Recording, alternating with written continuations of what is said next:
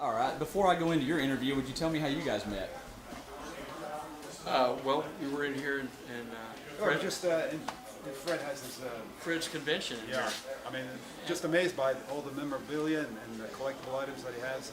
And he started talking about how he'd seen Elvis 81 times, and then it came up that he was in Elvis in concert back in '77, which is just ultimately cool. So you guys just met like right now. Just met and we're like old buddies, you know. I mean, Yeah. That's how it is in the Elvis world. That's that's what I thought. Yeah, I felt like you guys absolutely. know each Yeah, other. it's like old friends, and it is. Absolutely. You know, every year it's like just a big family reunion. Exactly. Exactly. Well, what's your name and where are you from? Joe McKowsky. I'm from St. Pete, Florida. How long have you been an Elvis fan? I've been an Elvis fan since 1964, and I can tell you it was late '64. It was after the release of his movie Roustabout. I was 13 years old, and I just got so hooked on Elvis, man. I had seen a couple of his movies before that, two movies in particular. It happened at the World's Fair and Flaming Star. But at that time, I went to see the co-features playing with those movies, and anyway, it took me until '64 when I was a teenager, and I was just he knocked my socks off when I saw him in Roustabout. I thought, this is the coolest guy ever, you know, and I want to try to be something like that guy, you know. So, yeah, so it's been since 1964. So, Could you tell me about seeing him in concert? yeah, I was fortunate enough in 1971. I had the opportunity to go out to Las Vegas to see him. So in August of '71, I saw him for two shows, and from then on, I was hooked. I mean, so I went back to every Vegas engagement after that. So between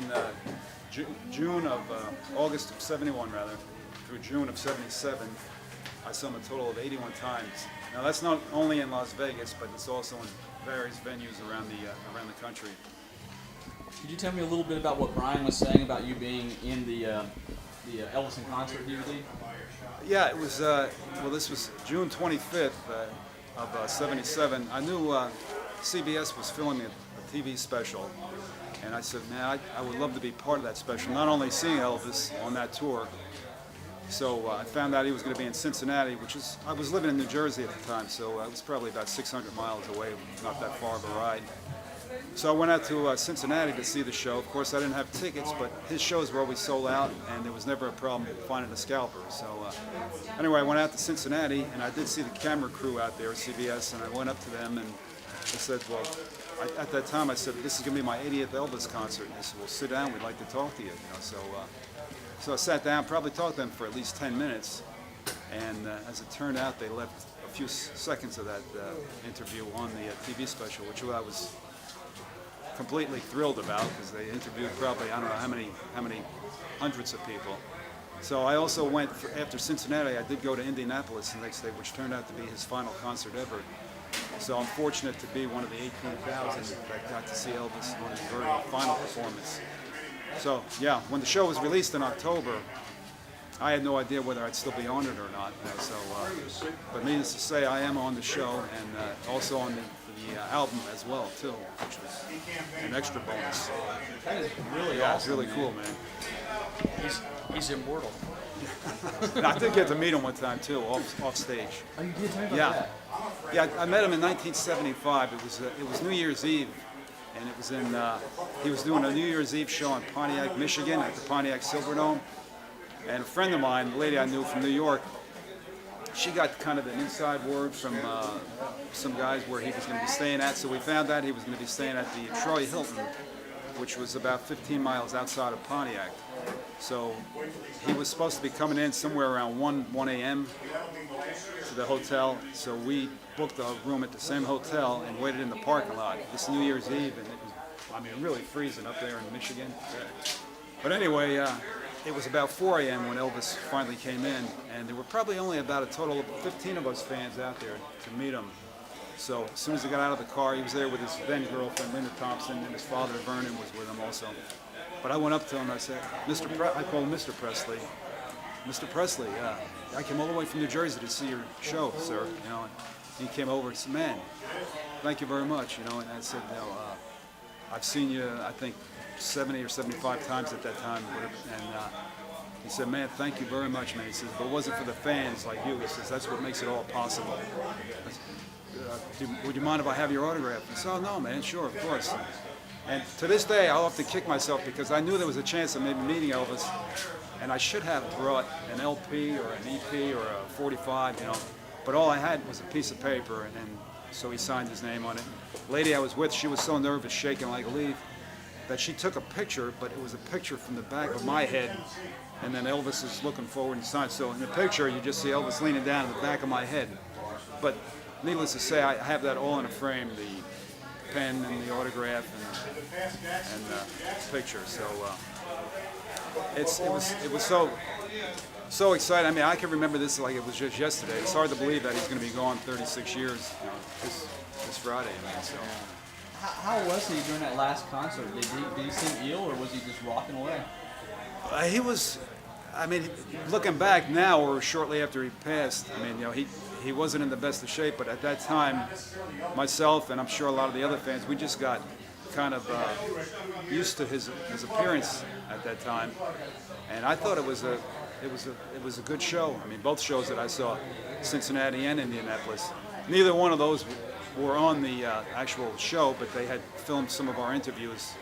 I think the show consisted of it was Rapid City and Omaha. That's right. Where were you? What were you doing when you heard that he had passed away? Well, that's another story in itself. I was on my way up to Portland, Maine to see him because he was starting a tour the next day. That was a Tuesday afternoon, August 16th. I was on my way to New York City to get on a bus to go up to Portland, Maine to see him at the tour, which was starting the next day. So then when I heard that he passed away, I mean, I couldn't believe it. You know, my first reaction was, well, he can't. He's got a show he's doing tomorrow night. You know, I mean, this is not happening. So I changed. You know, had to rearrange. Instead of going to Portland, Maine, I was with a bunch of friends of mine from New York. We were able to get a flight from New York to come down here to Memphis. So it was utter chaos down here. I mean, what pandemonium. Now, I didn't get in to pay my last respects to see Elvis, and they left, the viewing was left, I think Vernon had extended the hours, you know, to pay your respects, but it was utter chaos. So my final memories of Elvis is actually seeing him on stage, and maybe for me that's a good thing, you know. Were you? Yeah, see him.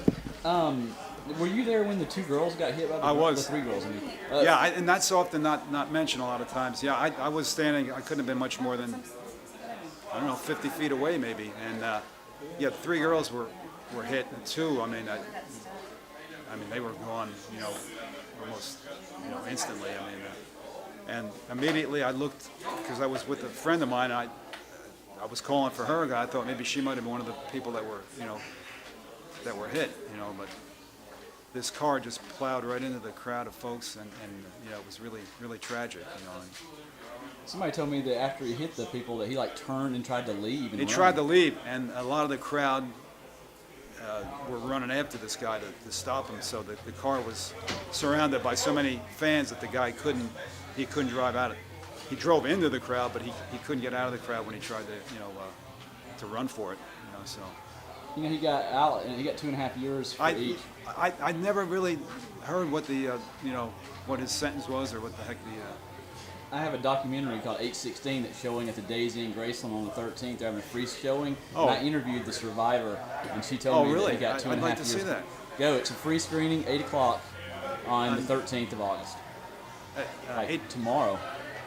And that on the 13th. Yep, they're putting a big screen at the pool at the Daisy Inn, and we're going to have a free screening of that and then a short documentary before it. At 8 p.m.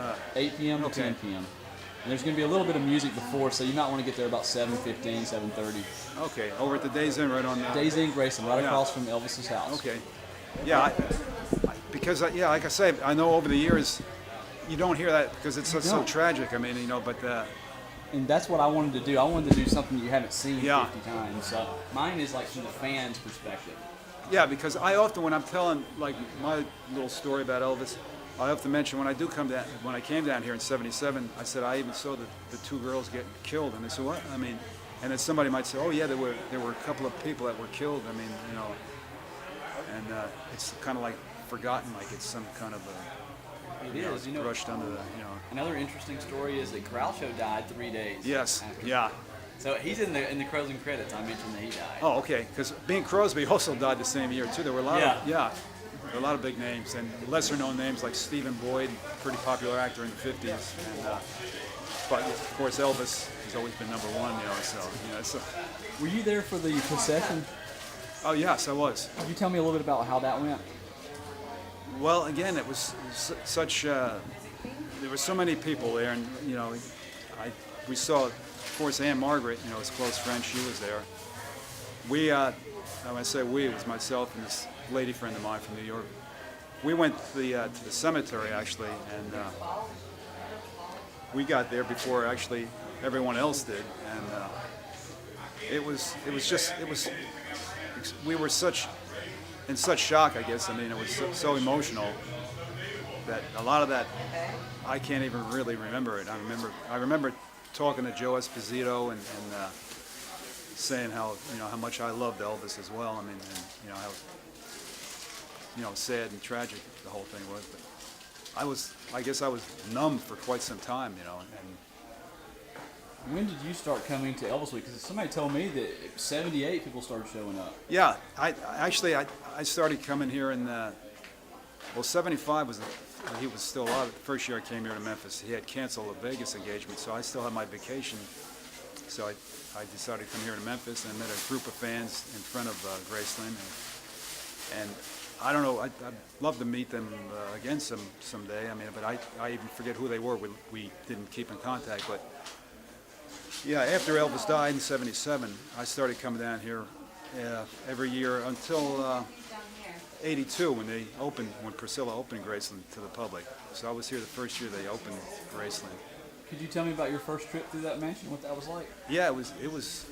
I mean, again, that was a very moving experience. And of course, across from Graceland, there was nothing like there is today. I mean, it was a strip mall, a couple little businesses, and it was something that none of us knew how long it was going to last. So I definitely wanted to be out here the first year, figuring maybe it's something they're going to shut down, in 6 months. But needless to say, it's grown to beyond anyone's expectations. It's bigger and better every year. What I'm really pleased with is to see how many young people are coming down here. It's not just folks my age and older. I see, and a lot of these tribute artists, they're only 19, 18, 19, 20 years old. I mean, some of these folks were born years after Elvis passed, and some of them really put on a really damn good show. I mean, so I'm really impressed. I mean, so. What do you think it is that keeps all the people coming back to Memphis? Well, Elvis was such an incredible presence. I mean, had such charisma. There's nobody like him. I mean, I've seen a lot of other shows, but people have asked me after Elvis passed, well, who are you going to follow now? And nobody follows Elvis. I mean, he was number one, always remained. And just coming down here to Memphis, and it just reassures me. I mean, my beliefs that Elvis is the greatest, was and still is the greatest entertainer of all time. To draw this many people, together year after year. And it's not only here in Memphis. Throughout the year, they've got these Elvis festivals, contests, tribute artist contests, and it's growing bigger and bigger worldwide every year. I'm almost done. When you look back on your history of being an Elvis fan, is there any great story that you have that you can share before we wrap up?